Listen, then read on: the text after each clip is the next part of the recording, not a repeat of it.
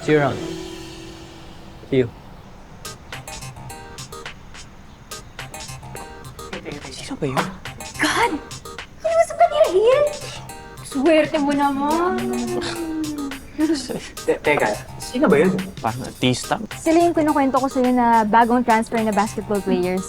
Sina Anton, Rahil at Mad. Mga basketball superstars sa dating school nila. Tsaka si Anton, siya yung bagong captain ng basketball team na Maka 8. Tsaka yung Rahil, hindi lang pala siya mahusay sa basketball. Suntutin niya rin.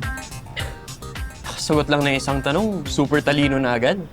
Common sense lang yun, kahit ako, yun din naisip ko eh. Uy, si Mad may cooking videos kasama mama niya. Sweet kaya? Wow, talagang pina-follow nyo pa, no? Ano, pati brand ng brief nila, alam nyo? Sabi ka naman. Ano ba yan? Ano ba yan? Teka nga, sandali. Umamin nga kayong dalawa. Comeback is real na ba? Yo, ano sagot? Well, hindi. Sige.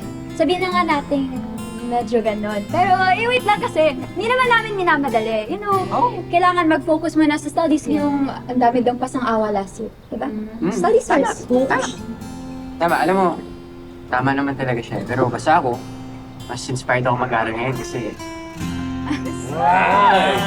Sige. Ito naman. Ito naman, tanongin kita.